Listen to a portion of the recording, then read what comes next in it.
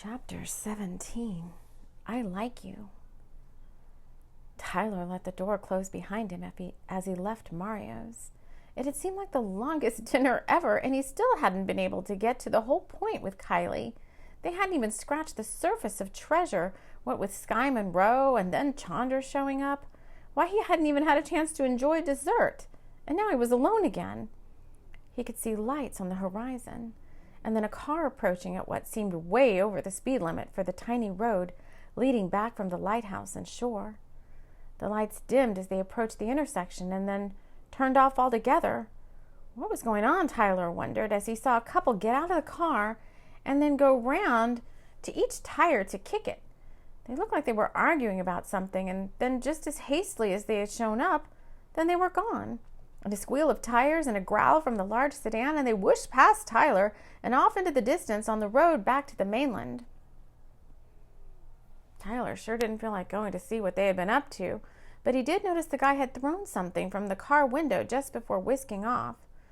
Always the adventure seeker, and wanting to understand why suddenly this small town was filled with strangers, he walked over and used a small flashlight he kept in his coat pocket, began to look for the wayward trash. He found a crumpled paper on the ground by the stop sign and picked it up, unfolding it to see if he could figure out anything of importance. It was a receipt to the Strand, which was the little gift shop over by the lighthouse. A soda and a girly magazine. Maybe that's what the two were arguing about. He decided that held no other clues, and then noticed the handwriting scribbled on the back of the paper. "Pick me up at 10 tonight, and don't be late, lover." The handwriting, penned in a girlish swirl of letters and punctuation, could have been the real reason the couple seemed to be arguing. But it wasn't so much the note itself that caught Tyler's attention. It was the signature. "Love always, Chandra."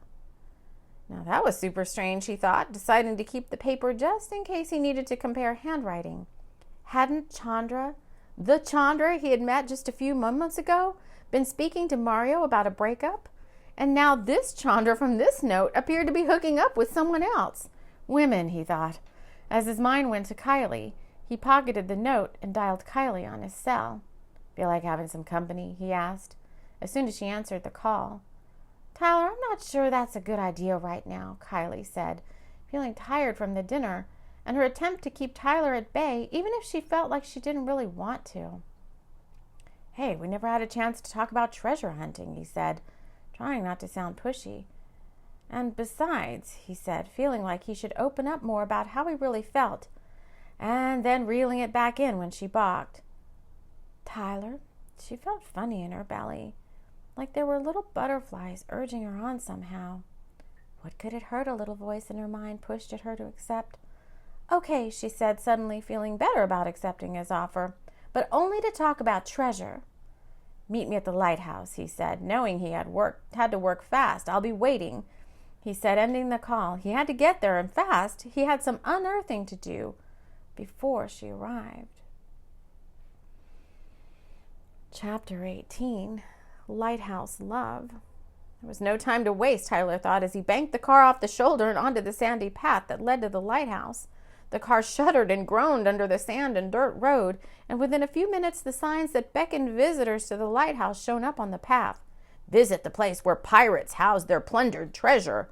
Black Bill and his gang hid out here. Now you can visit the spot where they docked the May Marie, the ship that sailed the South Seas in search of treasure."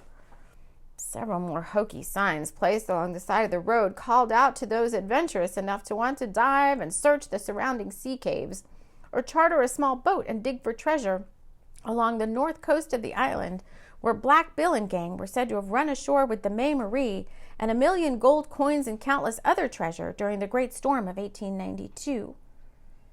Tyler could care less about Black Bill's treasure right now. He needed something to convince Kylie to help him find a different treasure.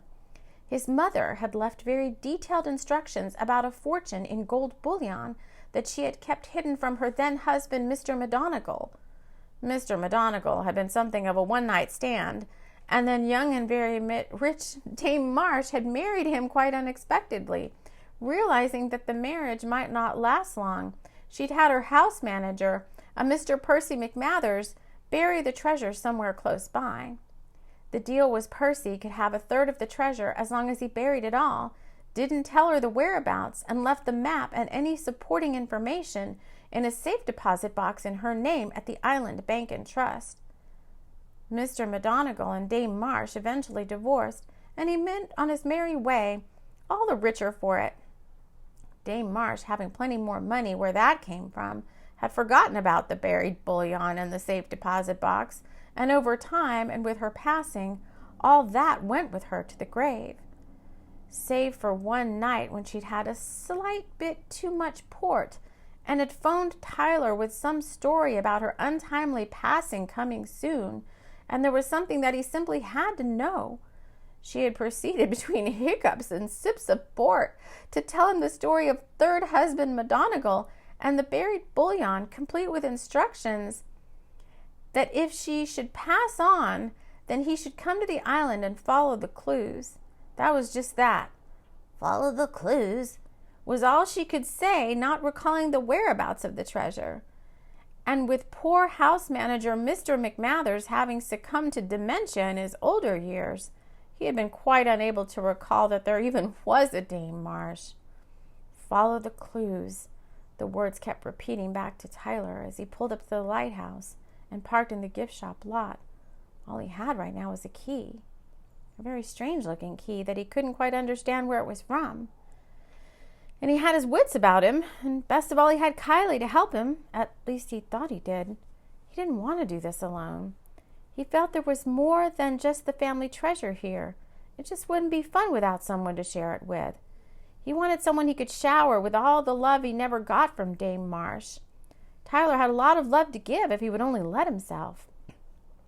He vowed he wasn't going to be a miserly millionaire, living alone with a cat and some unfinished dreams. Tyler dreamed of having it all, and in Kylie he thought that he could definitely have it all.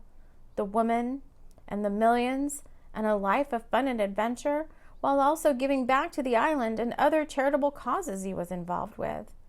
And now he knew, from one small clue that he had found on the ground minutes before, that the lighthouse gift shop had the next clue for him.